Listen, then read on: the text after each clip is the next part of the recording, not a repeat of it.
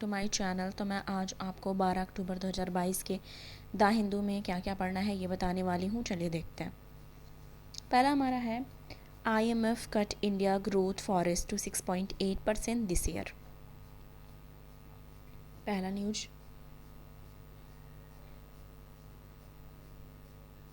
ठीक है। तो ये हमें पढ़ना है।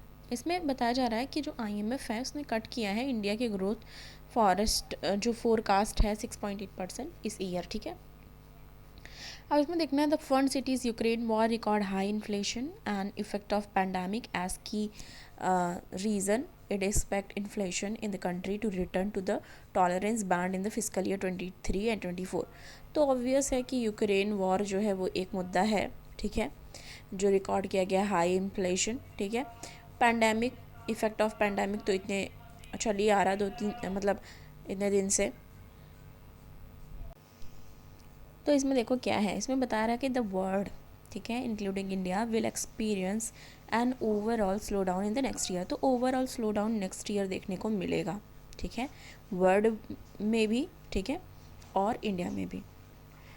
और इसका किसका इम्पैक्ट है? ये रशिया यूक्रेन वॉर का इम्पैक्ट है। Tightening monetary condition globally, the highest inflation indicate and lingering effects of pandemic according to किन के? IMF के, ठीक है। आपको पता होगा इस सिलेबस में हमारे मेंशन भी है IMF से रिलेटेड हमें पढ़ना है इकोनॉमिक्स में। अब इसमें क्या है, India is projected to grow 6.8% in current fiscal year following 8.7% growth in fiscal year that ended March 31st as per guarantee release in IMF October 2022 World Economic Outlook countering the cost of living crisis। क्या है बताया? countering the cost of living crisis at the start of World Bank IMF annual meeting this year। और ये जो start हुआ है कहाँ पे? World bank IMF annual meeting जो इस साल की है उसमें। इसमें और क्या देखना है, India has been doing fairly well in 2022 and it's expected to continue growing fairly robustly in 2023। तो इंडिया ने क्या किया है? ग्रो किया है, ठीक है, 2022 में फेयरली अच्छा किया है, ठीक है, कंटिन्यू वो ग्रो करेगी रोबस्टली 2023 में, ऐसा बता रहे हैं, ऐसा एक्सपेक्ट है। IMF चीफ इकोनॉमिस्ट जो हैं उन्होंने बताया, कहा कि प्रेस ब्रीफिंग इन वाशिंगटन, जो प्रेस ब्रीफिंग रही वाशिंगटन में ट्यूसडे को, उसमें उन्होंने ये चीज़ को रखा, ठीक है, कल की बात है। इसमें inflation above target, inflation in India was above the RBI target. Inflation जो है इंडिया में वो अबव RBI टारगेट रही, ठीक है, RBI ने जितना टारगेट सेट किया था उससे ऊपर रही इन्फ्लेशन। मिस्टर गॉरिंकस, जो भी मैं प्रोनाउंसिएशन अगर गलत होगा आप खुद करेक्ट करेंगे, उन्होंने ऐड किया that physical and monetary policy, ठीक है, physical and monetary policy should probably be on the tightening side. बोल रहे हैं कि दोनों टाइटनिंग साइड पे। अब ये देखो क्या है, यहाँ पे बोल रहे थे IMF हैज़ प्रोजेक्टेड, IMF ने क्या प्रोजेक्ट किया? 6.9% consumer price inflation this year and 5.1% next year. कितना किया था? 6.9% कंज्यूमर प्राइस इन्फ्लेशन इस साल देखा गया, और नेक्स्ट ईयर ये है कि 5.1% हो सकता है। IMF ने एक्सपेक्ट किया है इन्फ्लेशन इंडिया में return to inflation tolerance band fiscal year 2023-24। अब देखो इसमें एक और है, for the world as the whole growth will slow down, की ग्रोथ जो है वो स्लो डाउन रहेगी 6% in 2021 and 3.2% in 2022 and 2.7% in 2023। अब इसमें है this is reflective of a US GDP construction in first half of 2022, euro area construction in second half, extended COVID-19 outbreak in China and property sector crisis. तो बस यही था। IMF ने क्या बोला, ठीक है, IMF ने कट किया India growth forecast to 6.8% this year. तो ये हमारा पढ़ना था इकोनॉमी के पॉइंट ऑफ व्यू से, और GS पेपर 3 के पॉइंट ऑफ व्यू से भी ये इंपॉर्टेंट है, मेंस के, वहाँ पे भी हम आंसर में यूज़ कर सकते हैं। हम आगे आ जाएंगे।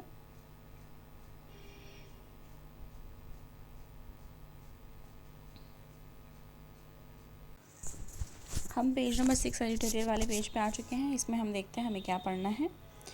तो इसमें हमें पढ़ना है blaming technology for death by suicide is misguided. तो ब्लेमिंग टेक्नोलॉजी फॉर डेथ, ठीक है, बाय सुसाइड इज मिसलीडिंग, ये हमें पढ़ना है, करेक्ट। और हमें कौन सा पढ़ना, हम ये देखेंगे,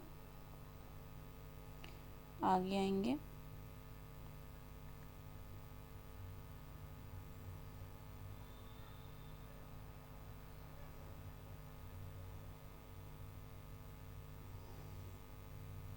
हमको इसके बाद ये पढ़ना है the Ashoka Vijayadashami controversy. The Ashoka Vijayadashami controversy, इसमें क्या हुआ है ये देखते हैं। इसमें देखते हैं ये समरी में इन्होंने क्या बताया है। इसमें है कि अक्टूबर 5 को मिशन जय भीम, ठीक है, जो ये मिशन है जय Bhim and the Buddhist Society of India organized a public meeting in Delhi to commemorate Buddhist Conversion Day। तो 5 अक्टूबर को मिशन जय भीम और बुद्धिस्ट सोसाइटी का जो India Buddhist society of India है उन्होंने ऑर्गेनाइज किया था पब्लिक मीटिंग दिल्ली में कमेमोरेट बुद्धिस्ट कन्वर्जन डे के लिए। अब इसमें आम आदमी मिनिस्टर राजेंद्र पाल गौतम पार्टिसिपेट किया उन्होंने इस इवेंट में, ठीक है, अपने पर्सनल कैपेसिटी पे, along with 1000 of people assembled, वहाँ पे 1000 ऑफ पीपल असेंबल्ड हुए। ही रिसाइटेड 22 वोज, वहाँ पे उन्होंने रिसाइट किया 22 वोज, ठीक है। उसमें क्या है, BJP objected to mister Gautam presence at the event and his recitation of vows. He was accused of spreading anti Hindu sentiment. अब बीजेपी ने क्या किया, बीजेपी ने ये बोला कि ये एंटी हिंदू सेंटिमेंट स्प्रेड किया गया है, उनके ऊपर एक्यूज़ किया। Following the uproar mister Gautam resigned on 9 October, और इस चीज़ के चलते गौतम ने, जो मिस्टर गौतम है उन्होंने रिज़ाइन कर दिया अक्टूबर 9 को। अभी देखो इसमें क्या है, बुद्धिस्ट कन्वर्जन डे सेलिब्रेट होता है by doctor BR Ambedkar along with more than half of the million followers embrace Buddhism in Nagpur Maharashtra, ठीक है। अब देखो बुद्धिस्ट कन्वर्जन डे सेलिब्रेट होता है जब BR Ambedkar along with half of the million follower ने एम्ब्रेस किया था बुद्धिज़्म, कहाँ पे, नागपुर में, महाराष्ट्र में, ठीक है। और अम्बेडकर ने क्या किया था, ऑप्ट किया था Buddhism for regional and progressive value के लिए। 22 vows he delivered during the ceremony, उस सेरेमनी के दौरान 22 वोज जो है वो इनिशिएट किया था radical escape for the convert from Hindu caste and cultural fold के लिए। इसमें है Ambedkar called his version of Buddhism Navayana following are the neo Buddhist. तो उन्होंने क्या बोला था, नवयाना बुद्धिस्ट बोला था, नियो बुद्धिस्ट बोला था। Differentiating it with the Mahayana और वज्रयाना ट्रेडिशन ऑफ बुद्धिज़्म, और इसको डिफ्रेंशिएट कर दिया था महायाना और वज्रयाना बुद्धिज़्म से। तो देखो बुद्धिज़्म का चैप्टर, अब देखो ये आए हैं चीज़ ना न्यूज़ में, ये हमारे बुद्धिज़्म से रिलेटेड हो गया, पर आपको पता होगा कि हमारे सिलेबस में भी बुद्धिज़्म से रिलेटेड हमें पढ़ना है, बुद्धिज़्म जैनिज़्म। तो अब हमें 3 चीज़ों के बारे में पढ़ना पड़ेगा कि एक तो बुद्धिज़्म जो नवयाना है, न्यू बुद्धिस्ट, वो क्या है, ऊपर से महायान क्या है और वज्रयान क्या है, ये हमें अपने एग्ज़ाम के पॉइंट ऑफ व्यू से प्रिपेयर करना होगा। आगे आएंगे,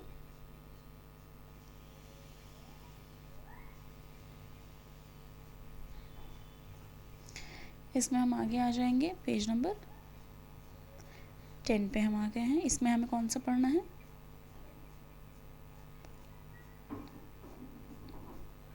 non traditional livelihood seeking of girl included in Beti Padhao scheme. तो अब क्लियरली ये क्वेश्चन पूछ लिया है, अब हमें इसमें जानना है बेटी पढ़ाओ स्कीम से रिलेटेड भी, ठीक है। Expanding the mandate of Beti Bachao Beti Padhao scheme, central government on Tuesday announce inclusion of scaling of girls in non traditional livelihood. तो इसमें क्या किया है, सेंट्रल गवर्नमेंट ने अनाउंस किया है इंक्लूड करना skill of girl in non traditional livelihood, ठीक है। Options in the flagship program, तो ये क्या है, फ्लैगशिप प्रोग्राम है, याद रखना है। Scheme will now also focus on increasing enrollment of girl in secondary school।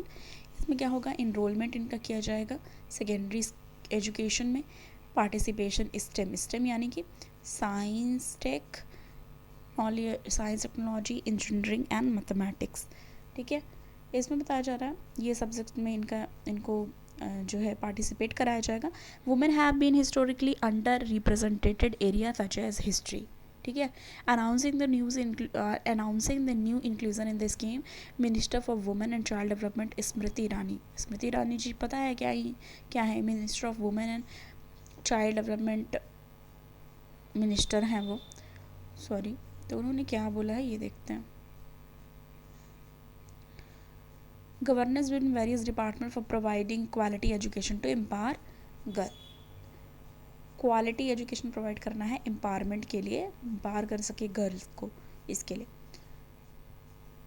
ठीक है। और इनकरेज किया है उनकी चॉइस के बेसिस पे रेस्पेक्टिव जेंडर स्टीरियोटाइप, ठीक है, ये भी वो कर सके, वो उन्होंने बोला है। तो इसी बात को यहाँ पे जिक्र किया गया है। An operation manual to implement this scheme in district was also launched at the event. A national committee headed by the Secretary Ministry of Women and Child Development and will be apex committee to review. एक apex committee होगी review के लिए implementation जो है scheme का at regular interval with state government and UT administration. तो ये बहुत ज़्यादा एक इम्पॉर्टेंट आज न्यूज़ में है, ठीक है।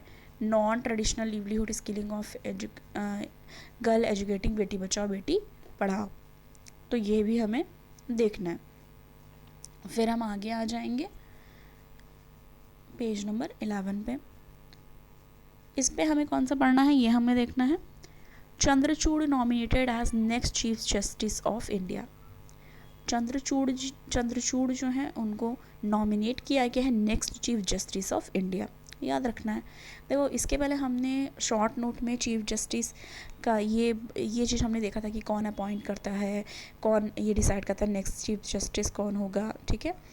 तो ये याद रखना है जो चंद्रचूड़ हैं वो नेक्स्ट चीफ जस्टिस होंगे। U Lalit recommendation will begin the process for his appointment. तो मैंने इसमें ये भी बताया था शॉर्ट नोट में कि जो करंट चीफ जस्टिस होता है वो नाम देता है नेक्स्ट चीफ जस्टिस के लिए। तो यू ललित ने रिकमेंड किया है प्रोसेस अपॉइंटमेंट के लिए, और 50 chief justice of the country होंगे। If government gives approval he is expect to assume charge on 9 नवंबर।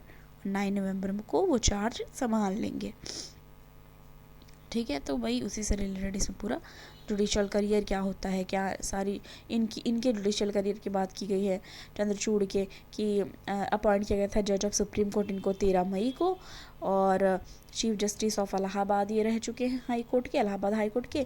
और जो जस्टिस चंद्रचूड़ हैं उन्होंने करियर बिगन किया था अपना बॉम्बे हाई कोर्ट से मार्च 29, 2000 में, until appointment as chief justice of Allahabad high court. He was additional solicitor general भी रह चुके हैं 1998 में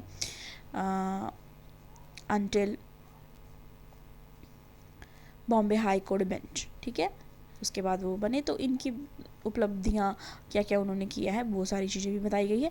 ये बताई गई Chandrachud career law begin blend of both practical experience in law and academic. He also visiting professor of comparative constitution law at the university of Mumbai and Oklahoma university school of law US। तो ये मतलब इनकी चीज़ें हैं, इनके बारे में भी कुछ चीज़ें पर्सनल बताई गई हैं। उसके बाद हम आगे आ जाएंगे पेज नंबर 12 पे। इसमें हमें पढ़ना है UN secretary general PM UN secretary general PM to launch initiative for environment in Gujarat. तो इन्वायरमेंट जो इनिशिएटिव है इन्वायरमेंट से रिलेटेड गुजरात में ये लॉन्च कर रहे हैं, ये हो गया। फिर हम आगे आ जाएंगे। इसके बाद हमें पढ़ना है technology is tool for inclusion not exclusion says Modi and UN Congress. तो UN कांग्रेस में मोदी जी ने कहा कि जो टेक्नोलॉजी है वो एक टूल है, ठीक है, इंक्लूजन के लिए, ना कि एक्सक्लूजन के लिए। तो ये भी ध्यान में देना है कि उन्होंने क्या चीज़ कही है। और टेक्नोलॉजी से रिलेटेड और डिजिटल इंडिया और ये सब भी इनिशिएटिव भी मोदी गवर्नमेंट के ही द्वारा चलाई गई थी, तो उससे रिलेटेड वो चीज़ें भी मतलब रही हमेशा न्यूज़ में और फिर से एक बार है। आगे आएंगे पेज नंबर 13 पे हम आ चुके हैं, इसमें हमें पढ़ना है G7 वो support for Ukraine after Russia force launch mass strike. तो ये हम पहले भी कवर कर चुके हैं। 1 minute. Group support for Kyiv as long as its take missile strike kill on person in Zaporizhzhia and leaves part of the leave without power. Belarus says its military exercise alongside Russian troops is to access combat readiness. तो ये भी है, important है। उसके बाद हमारा है Israel and Lebanon reach an agreement on maritime border. तो ये इम्पॉर्टेंट हो जाता है, ठीक है। देखो यहाँ पे G7 वो सपोर्ट टू यूक्रेन आफ्टर, ये तो इससे रिलेटेड अभी कोई फैक्ट्स आएंगे या कुछ तो वो हम देखेंगे, अभी हमें ऐसे ही इसको पढ़ लेना। पर हाँ, यहाँ पे देखो Israel and Lebanon reach an agreement on, उन्होंने वो रीच कर चुके हैं मैरीटाइम बॉर्डर एग्रीमेंट पे। Israel said on Tuesday it has reached a US brokered agreement with Lebanon, ठीक है, लेबनान के साथ ये एग्रीमेंट तक पहुंच चुके हैं। हिस्टोरिक अचीवमेंट्स है, ठीक है, that potentially unlock significant offshore gas production for both countries. तो गैस प्रोडक्शन के लिए इम्पॉर्टेंट हो जाता है, ठीक है। Negotiation between the neighboring countries, which is still technologically at the war, suffered repeat setbacks since launch. Repeat setback रहा इनका 2020 से, but gain momentum in recent week with both side eyeing revenue from the potentially rich Mediterranean gas field. ये important हो जाता है कि Mediterranean gas field के perspective से इंपॉर्टेंट हो जाता है, ठीक है। देखो अभी यहाँ पे क्या बताया जाता है, जो लेबनान है, लेबनान होगा, जो भी करेक्ट करना है आपको। लेबनान जो है रिपोर्टेडली क्लेम किया गया है पार्ट ऑफ फील्ड ऑफ हजबुल्ला, ठीक है, the powerful Iranian backed military group का, ठीक है। और ये होल्ड करता है huge sway on Lebanon threatened attack if Israel began production at Karish. Under terms of the agreement leaked to the press, all the Karish field would fall under Israeli control. तो सारा किसके control में आता है, under Israeli control. While जो another potential gas field है जैसे क्वाना, वो डिवाइड होता would be divided but exploited would be under Lebanon control. तो क्वाना का जो आता है वो लेबनान कंट्रोल के अंदर आता है। तो ये था इम्पॉर्टेंट, ओके। इसके बाद हमें अंदर आगे देखना है urban poverty triple in Sri Lanka amid enduring economic crisis. तो ये हम बहुत पहले से ही देखते आ रहे हैं कि इकोनॉमिक क्राइसिस किस तरीके से श्रीलंका में रही। इंडिया ने उसको डेट क्राइसिस से निकालने के लिए भी मदद भी किया और फाइनेंशियली भी सपोर्ट किया था इंडिया ने। तो ये बता रहा है यहाँ पे कि urban poverty triple in Sri Lanka and amid enduring economic crisis as Sri Lanka ने continue braving their worst economic crisis, क्योंकि ये वर्स्ट इकोनॉमिक क्राइसिस देखी गई है since its independence. Urban poverty on island has tripled in the last year from 5% to 15% according to recent World Bank report. और ये किसके द्वारा बताई गई है, recent जो World Bank report है उसमें पता चला है। Sri is experiencing its high poverty rate since 2009 when the war was ended and erosion of the steady gains in welfare made between 2006 and 2019। ये है। अब इस पे और भी है, when 80% Sri Lankan poor still live in rural area. 80% जो श्रीलंका के पुअर हैं वो अभी भी रूरल एरिया में रहते हैं और पॉवर्टी रेट जो है अर्बन एरिया की वो ट्रिपल है। पॉवर्टी रेट जो अर्बन एरिया की वो ट्रिपल है, 2021 से देखा गया है कि ट्रिपल में चल रहा है, ठीक है। And half the population estimate area is currently living below the poverty line. तो ये भी देखो कंडीशन कितनी वर्स है कि हाफ ऑफ द जो पॉपुलेशन है वो करंटली लिव कर रहे हैं, करंटली रह रहे हैं बिलो पॉवर्टी लाइन। तो मतलब समझ लो कैसी स्थिति चल रही है वहाँ पे, ठीक है। तो फूड एंड फ्यूल शॉर्टेज भी देखा गया है। The update comes by the Sri Lankan struggle to cope up with harrowing economic crisis. देखिए government to defend its 50 billion foreign debt in April, ठीक है, ये भी देखनी है। अब इसमें देखो कितनी बुरी कंडीशन चल रही है श्रीलंका की, जो कि हमने अभी देखी। फूड क्राइसिस चल रही हैं, डेट क्राइसिस तो है ही है, बिलो पॉवर्टी पे लोग रह रहे हैं, अर्बन एरिया में ट्रिपल रेट पे चल रही है ठीक है, पुअर्टी और मोस्टली 80% रूरल एरियाज़ में रहते हैं। तो मतलब इतनी सारी चीज़ें देखने को मिल रही हैं श्रीलंका में, जिससे मतलब देखा जा सकता है कि कितनी वर्स्ट कंडीशन है। तो ये था हमारा आज का द हिंदू का एनालिसिस। पसंद आए वीडियो को लाइक कीजिए, ज़्यादा से ज़्यादा शेयर कीजिए, चैनल पर नए हैं सब्सक्राइब करना ना भूलें। मिलती हूँ नेक्स्ट वीडियो के साथ। Thanks for watching.